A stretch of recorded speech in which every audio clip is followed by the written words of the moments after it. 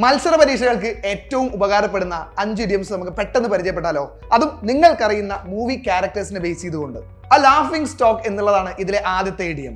ഇതിന്റെ അർത്ഥം ആൾക്കാരാൽ എപ്പോഴും കളിയാക്കപ്പെടുന്ന മറ്റൊരു വ്യക്തി അല്ലെങ്കിൽ ഒരു വസ്തു, അതിനെയാണ് ലാഫിംഗ് സ്റ്റോക്ക് എന്ന് വിളിക്കുന്നത്.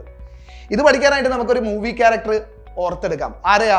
ഇൻ ഹരിഹർ നഗറിലെ അപ്പുക്കുട്ടന്റെ ക്യാരക്ടർ, അതായത് ജഗദീഷ് ചെയ്തിട്ടുള്ള അപ്പുക്കുട്ടന്റെ ക്യാരക്ടർ. പുള്ളിക്കാരൻ എന്ത് പറഞ്ഞാലും അത് മണ്ടത്തരമാവുകയും പിന്നീട് കൂട്ടുകാരാൽ കളിയാക്കപ്പെടുകയും ചെയ്യുന്നുണ്ട്. അപ്പൊ അതിനൊരു സെന്റൻസ് ആയിട്ട് വേണമെങ്കിൽ നമുക്ക് ഇങ്ങനെ പറയാം: Appukutan's foolish remarks always makes him a laughing stock, yet his innocence charms everybody. Number 2 in the list is gift of the gab. Gift of the gab എന്നാൽ നന്നായിട്ട് സംസാരിച്ച ആൾക്കാരെ കയ്യിലെടുക്കാനുള്ള ആ ഒരു കഴിവിനെയാണ് ഗിഫ്റ്റ് ഓഫ് ദ ഗ്യാബ് എന്ന് പറയുന്നത്. ഈ ഒരു ഇഡിയം പഠിക്കാനായിട്ട് നമ്മളെ സഹായിക്കാൻ പോകുന്നത് ജതിൻ രാംദാസ് എന്നുള്ള ടോവിനോ ചെയ്ത ലൂസിഫറിലെ ക്യാരക്ടറാണ്. അദ്ദേഹം നന്നായിട്ട് സംസാരിച്ച് ആൾക്കാരെ കയ്യിലെടുക്കുന്നുണ്ട് അല്ലേ? അപ്പൊ അതിനെ നമുക്കൊരു സെന്റൻസ് ആക്കിയാലോ?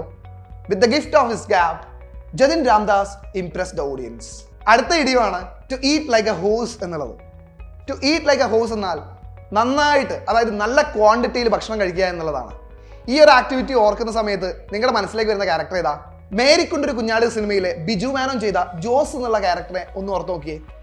അതിനെ നമുക്ക് ഇങ്ങനെ സെന്റൻസ് ആക്കാം: Jose always eats like a horse with an appetite that never tires. And the next one is no love lost between. രണ്ടുപേര് തമ്മിലുള്ള ശത്രുതയെ കാണിക്കാനുള്ള ഇഡിയം അല്ലെങ്കിൽ ഫ്രേസ് ആണ് നോ ലവ് ലോസ്റ്റ് ബിറ്റ്വീൻ. ഇത് ആദ്യകാലങ്ങളിൽ ഉപയോഗിച്ചിരുന്നത് ന്യൂട്രൽ അല്ലെങ്കിൽ ഇൻഡിഫറൻ്റ് ആയിട്ടുള്ള റിലേഷൻഷിപ്പിനെ കാണിക്കാൻ വേണ്ടിയിട്ടായിരുന്നു.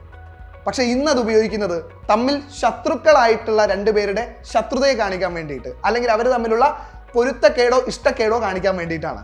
അപ്പോൾ ഈ ഒരു സിനാരിയോയിൽ നിങ്ങളുടെ മനസ്സിലേക്ക് വരുന്ന 2 ക്യാരക്ടേഴ്സ് ആയിരിക്കും മംഗലശ്ശേരി നീലകണ്ഠനും മുണ്ടക്കൽ ശേഖരനും. ദേവാസുരം സിനിമ കാണാത്തതായിട്ടുള്ള മലയാളികൾ ഉണ്ടാവില്ല അല്ലേ? അപ്പോൾ തീർച്ചയായിട്ടും അവർക്ക് എല്ലാവർക്കും റിലേറ്റ് ചെയ്യാൻ പറ്റും ഈ ഒരു എക്സാമ്പിൾ. തമ്മിൽ ഒരിക്കലും ഇഷ്ടമില്ലാത്ത അല്ലെങ്കിൽ ബദ്ധശത്രുക്കളായിട്ടുള്ള 2 ക്യാരക്ടേഴ്സ് ആണ് ഇവർ രണ്ടുപേരും. അപ്പൊ ഇവരെ വെച്ചിട്ട് നമുക്കൊരു സെന്റൻസ് ഉണ്ടാക്കിയാലോ? There is no love lost between Mangalassery Neelakantan and Mundakkal Sekharan. And the last one in the list is, അത് പറയുന്നതിന് മുന്നേ ഞാൻ ആ ക്യാരക്ടറിനെ ഒന്ന് നിങ്ങളെ ഓർമ്മിപ്പിക്കാം.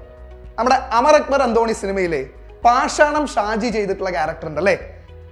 ആ ഒരു ക്യാരക്ടർ സ്വന്തം സുഹൃത്തുക്കളുടെ അടുത്ത് എപ്പോഴും ദുരന്തം പറച്ചില് അല്ലെങ്കിൽ പേടിപ്പെടുത്തുന്ന രീതിയിലൊക്കെ സംസാരിക്കുന്ന ഒരു വ്യക്തിയാണ്. അതുകൊണ്ട് തന്നെ ബാക്കിയുള്ളവർക്ക് അദ്ദേഹത്തിന് ഭയങ്കര പേടിയോ ഒക്കെയാണ്. അപ്പൊ ഇങ്ങനെ ഒരാളുടെ ഫൺ അല്ലെങ്കിൽ എൻജോയ്മെന്റ് സ്പോയിൽ ചെയ്യുന്ന ഒരാളെ നമ്മൾ വെറ്റ് ബ്ലാങ്കറ്റ് എന്നാണ് ഇംഗ്ലീഷിൽ വിശേഷിപ്പിക്കുക. ഇതും പലതവണ എക്സാംസിന് ചോദിച്ചിട്ടുള്ള ഒരു വീഡിയോ ആണ്. അപ്പൊ ഇത് വെച്ചിട്ട് ഒരു എക്സാമ്പിൾ നമുക്ക് ഉണ്ടാക്കിയാലോ? He is a total wet blanket intimidating his friends with worst case scenarios. അപ്പൊ മൂവി ക്യാരക്ടേഴ്സിനെ ബേസ് ചെയ്തുകൊണ്ട് പഠിച്ച ഈ 5 ഇഡിയംസ് ഇനി നിങ്ങൾ മറക്കില്ല എന്ന് വിചാരിക്കുന്നു. Hope it helps. അപ്പൊ ഇതുപോലുള്ള രസകരമായിട്ടുള്ള വീഡിയോസുമായിട്ട് ഇനിയും വരാം. അതുവരേക്കും ബൈ.